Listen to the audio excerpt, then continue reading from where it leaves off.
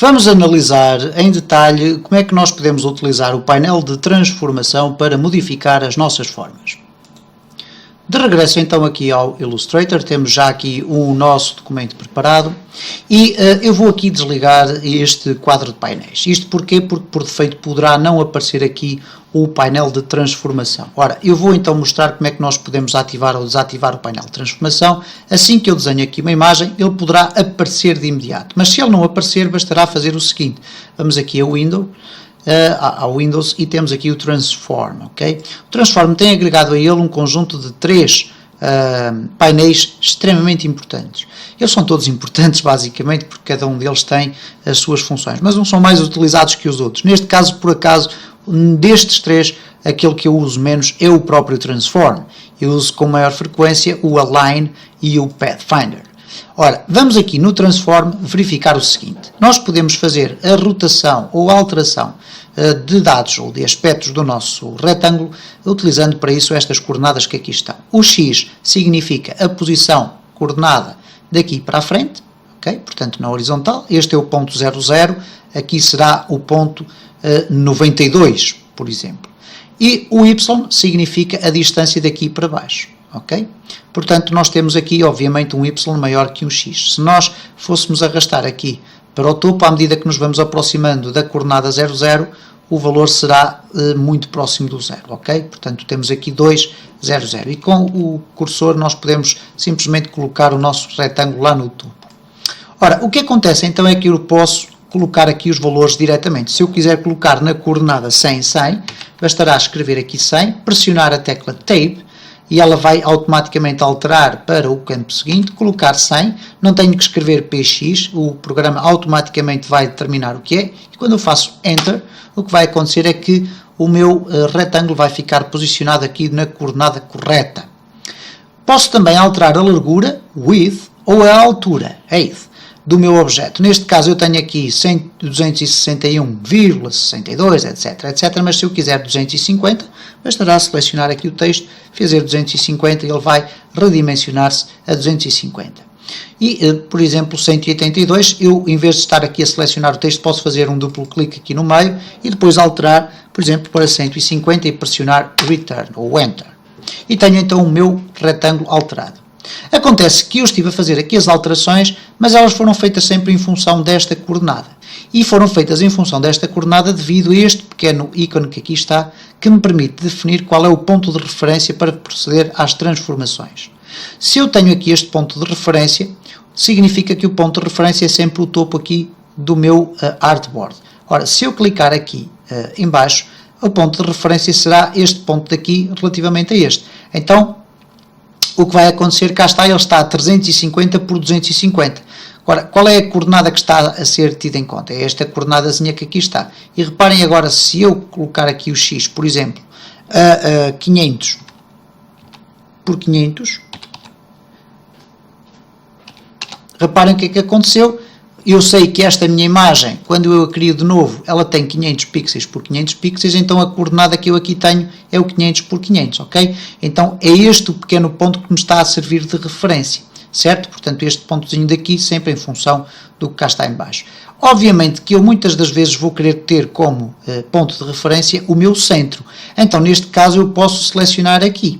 Okay? Seleciono aqui o centro, eu vou arrastar aqui para o meio e o que vai acontecer é que estas coordenadas que aqui estão significam que é o centro do meu retângulo que está a ser tomado como referência.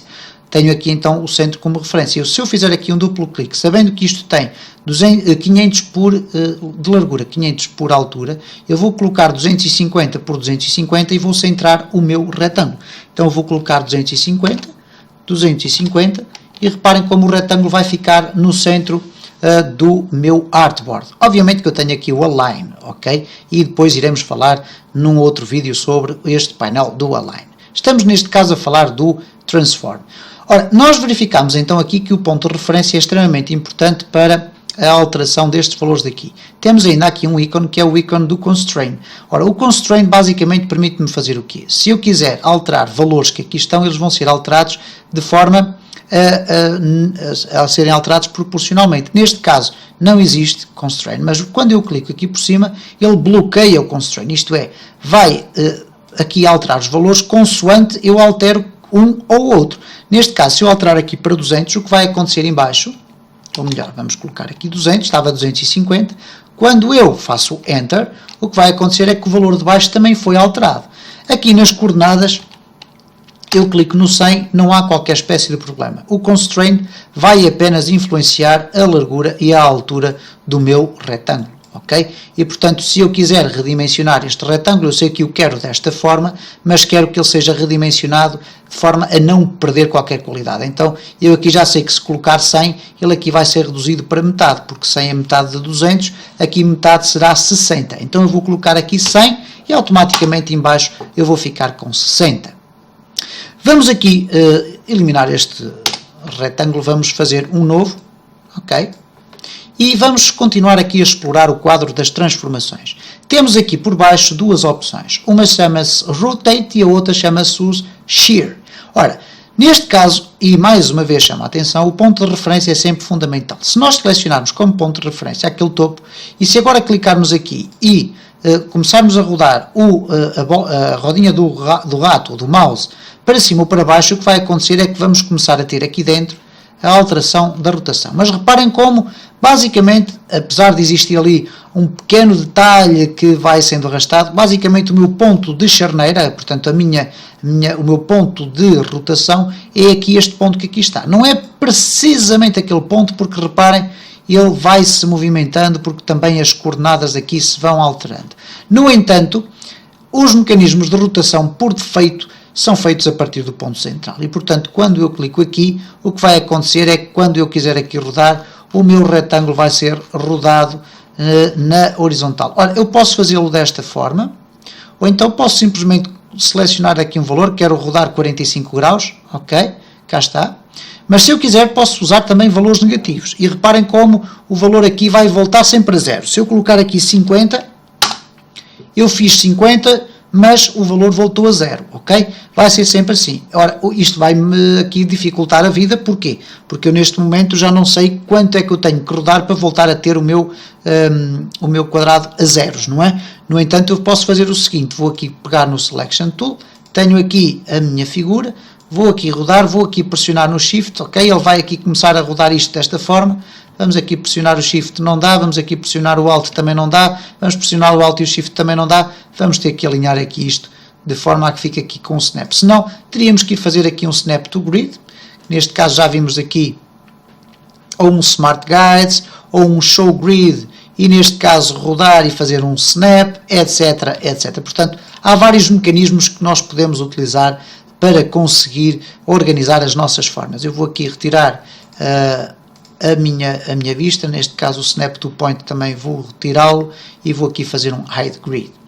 O Shear funciona desta forma, reparem, eu vou retirar daqui para vermos melhor, eu posso simplesmente inclinar ou não os lados, ok? Estou aqui por cima a rodar o rato, a rodinha do rato, posso alterar aqui para um valor por defeito, 30, ok? Ou então posso usar valores negativos, menos 30. E reparem como automaticamente ele vai rodar no sentido contrário. Nunca esquecendo então a existência aqui destes pontos de referência que definem a partir de que forma ou a partir de que posição é que a minha figura é transformada, ok? E portanto, desta forma vimos aqui mais ou menos detalhadamente, vamos aqui fazer um Hide Options, ou então um Show Options, e temos aqui esta possibilidade. Vimos aqui de que forma é que nós podemos alterar a nossa forma. Vamos ainda só aqui explorar mais um ou outro detalhe, que é o seguinte, vamos imaginar que nós temos aqui uma elipse e que nós queremos rodá-la os 45 graus. É muito fácil, temos aqui os 45, não, 90 graus, colocá-la na horizontal, digamos assim. Poderemos selecionar aqui e escolher aqui 60, não temos, ok, vamos então escolher aqui 90 graus, ok? E ele diz-me, não pode fazer, é muito largo, isto tudo, e portanto não há hipótese de fazer esta alteração. Muito bem, o que é que eu faço? Vou pressionar aqui, vou pressionar no Shift, depois vou rodar e vou rodar 90 graus. E tenho então a minha elipse rodada. No entanto, eu tenho aqui um conjunto de opções, nomeadamente o flip horizontal ou o flip vertical. Neste caso, quer eu faça um flip horizontal ou vertical, não se vai notar rigorosamente nada nesta forma. Mas reparem, se eu fizer aqui uma alteração a esta elipse e, por exemplo, agarrar numa das suas âncoras e alterá-la bastante para, por exemplo, este tipo de meia-lua. Ok?